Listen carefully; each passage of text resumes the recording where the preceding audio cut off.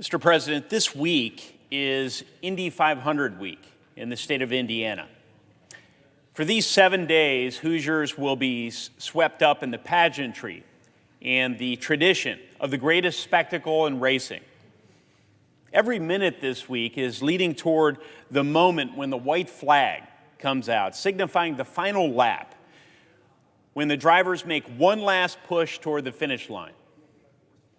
I couldn't help but thinking about this annual tradition as we enter the home stretch on the Endless Frontier Act in the coming days. The legislation has evolved, improved, and grown over the last few months.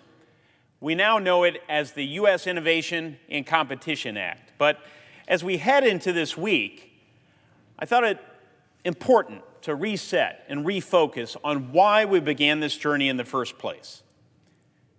Now, for me, it began back in 2019 in the gym, of all places, where one morning Senator Schumer and I began talking about the need to go on offense against the Chinese Communist Party.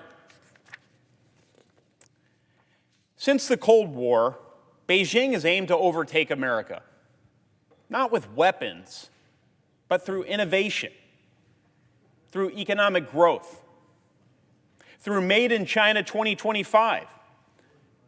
Beijing set out on a deliberate plan to dominate the world through strategic investments in emerging technologies, all of which have the potential to fundamentally change this century's economic and security environment for good or for ill. Now, until now, we've primarily focused on defensive countermeasures to thwart aggression by the Chinese Communist Party.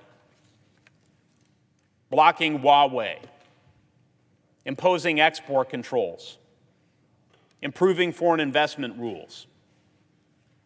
Now look, these priorities are really important and they must remain part of the mix.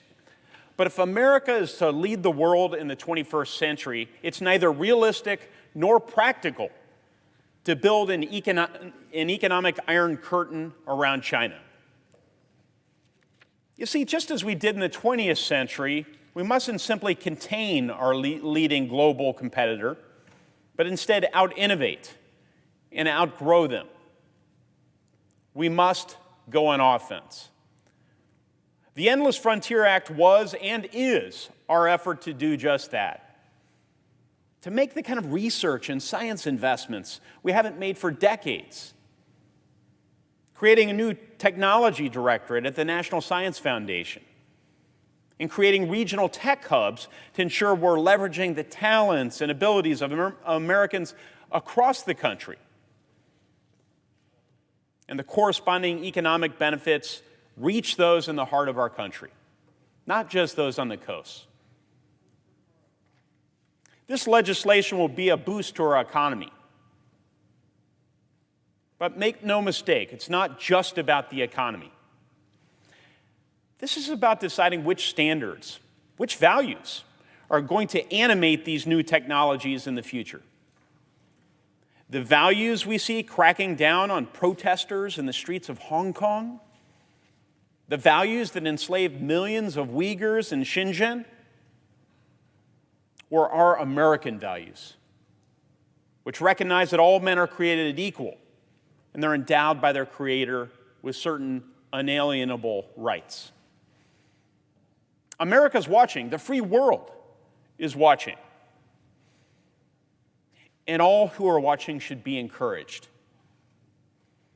You see, this body has largely embraced this objective. We've continued to go through regular Senate order and increasingly rare accomplishment in this body, allowing each member to offer amendments to improve this legislation. In fact, it was marked up in the Senate Commerce Committee and approved by a vote of 24-4. 24-4. Last week, it came to the Senate floor. We considered more amendments. This week, we will consider even more amendments. As is typically the case in regular order, nobody gets everything they want, including the bill's authors.